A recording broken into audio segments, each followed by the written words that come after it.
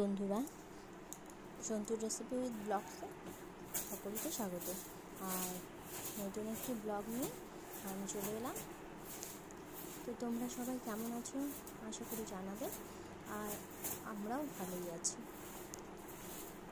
তো সকালবেলা উঠে সকাল সকাল কোনোদিনও আমার বিছানা আর কি ওঠানো হয় না যদিও। তো এখন বাজে 11টা, কারণ সকালবেলায় আমার রান্নাঘরের কাজ করতে করতে সময় চলে যায় আর বিছানাটা পড়েই থাকে, তাই বিছানাটা তুলতে দেরি হয়ে যায়। আর আজকে শেয়ার করব তোমাদের সাথে একটা রেসিপি। তো ভিডিওটা দেখতে থাকো, আশা করি ভালো লাগবে রেসিপিটা। দেখতেই পারলে আমি এখানে চাল কুমড়ো কেটে নিয়েছি, পেঁয়াজ, কাঁচা লঙ্কা আর শুকনো চিংড়ি মাছ আর কি। তো কড়াইতে দিয়ে দিলাম সরষের তেল।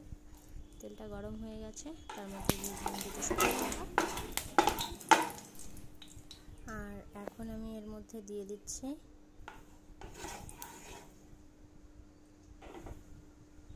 কেটে রাখা কুচানো পেঁয়াজগুলো।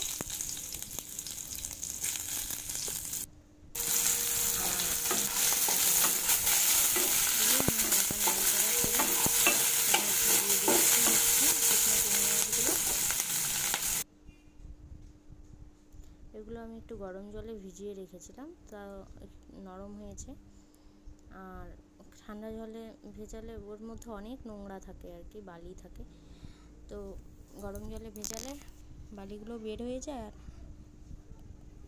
পরিষ্কারও হয়ে যায়। আর এর মধ্যে আমি এখন দিয়ে দিচ্ছি কেটে রাখা চাল কুমড়োটা কুচি করে কেটেছি। এক হাতে মোবাইল ধরেছি আর কড়াইটা দেখো সরে যাচ্ছে। তো যাই হোক, এর মধ্যে দিয়ে দিচ্ছি আমি স্বাদ মতো লবণ আর পরিমাণ মতো গুঁড়ো হলুদ দিয়ে আমি এটাকে ভালো করে মিশিয়ে নিব। আর মিশিয়ে আমি এটাকে ঢেকে আস্তে আস্তে রান্না করব। তো চলো দেখতে থাকো।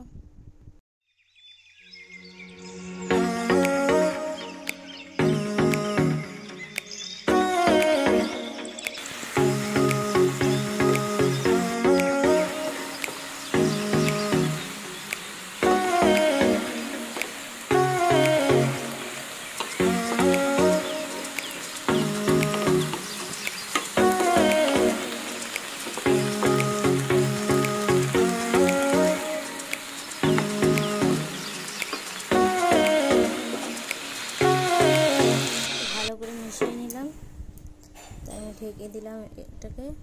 আস্তে আস্তে রান্না হবে, কারণ আমি স্টিমটা একটু কমিয়ে দিয়েছি। দেখো কত জল বেরিয়েছে এর মধ্য থেকে। স্টিমটা কমিয়ে দিলাম, আস্তে আস্তে সেদ্ধ হবে।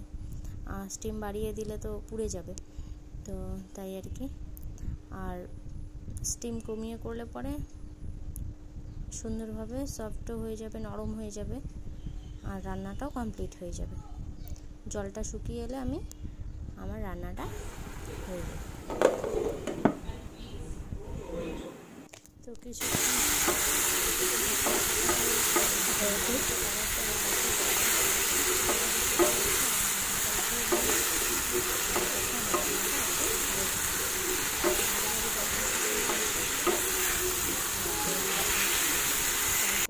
চাল কুমড়োর ঘন্টটা নামিয়ে নিলাম। দেখো এরকম চাল কুমড়োর ঘন্ট চিংড়ি মাছ দিয়ে ভালোই লাগে। আশা করি তোমাদের কেমন লেগেছে কিন্তু জানাবে। আমার তো খুবই ভালো লাগে চাল কুমড়োর রেসিপি।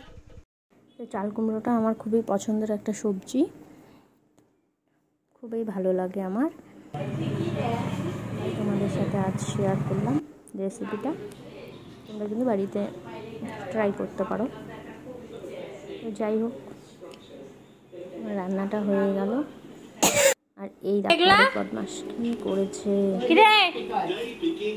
ওই কি এগুলা এগুলা ফেলছিস কেন? কেন ফেলছ?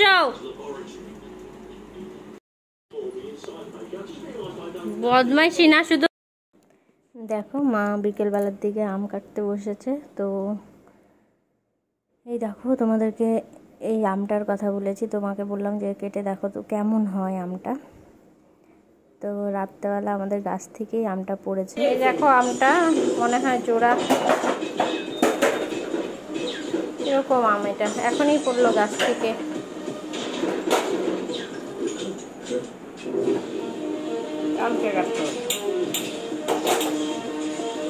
মা কাটলেই বুঝতে পারবো আমটা দুটো আটি হয় নাকি।